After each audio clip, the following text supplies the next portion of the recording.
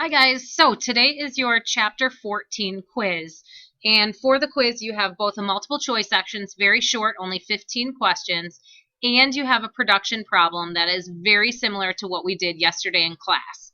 So what you see here is what we did on Monday in class, the chapter 14 quiz review problem, in which we are acting on behalf of River's Edge Canoe and Kayak.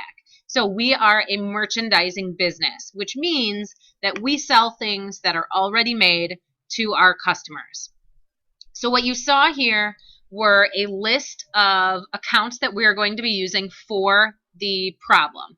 And on your quiz, you will see the exact same thing. You will see a general ledger list of accounts that you are going to use, as well as a list of the accounts receivable subsidiary ledgers for the customers that we have in our example. So this setup is going to be very, very similar. Couple things that just kind of general notes that I want you to keep in mind for your quiz. Anytime that there is a returned item, whether it was returned just because somebody didn't want it or returned because it was damaged, you will always have sales, returns, and allowances as your debit. Okay? Sales, returns, and allowances will always be the debit.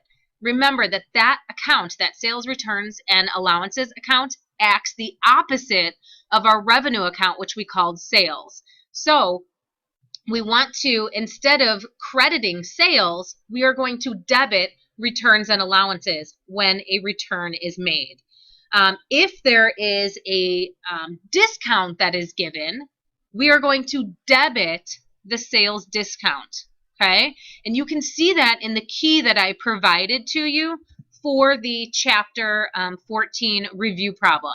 So if you take a look at the transaction that took place on the 8th, there was a sales discount where we received part of the $500 sale. We received $485 in cash, but the $15 that we did not receive was given as a discount. So we have to note that discount, and we always do that as a debit. You'll always see sales discount as a debit. If we sell an item and we are increasing our sales, just like in the 10th, we are increasing our sales, so we are crediting that sales account. If there is sales tax, you will also have sales tax as the credit. So anytime you are increasing sales, you have just made a sale, that sales account is going to be a credit. Okay? One last thing to keep in mind is that when a customer previously bought something on account and they are making a payment for that or on that account, you are going to debit your cash in bank. Okay?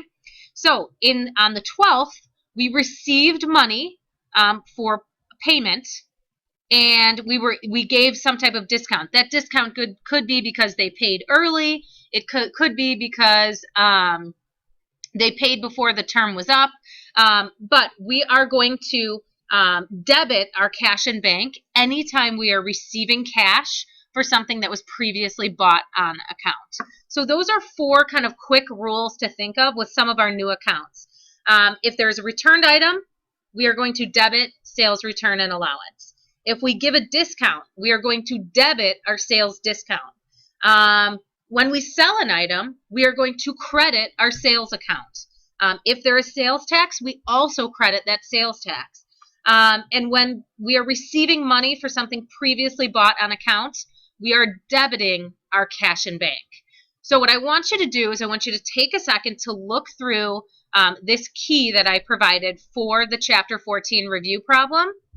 Take a look at some of the problems, and when you're ready, I want you to log into OpenClass. I want you to first take the multiple choice portion. Again, it's very short, 15 multiple choice questions.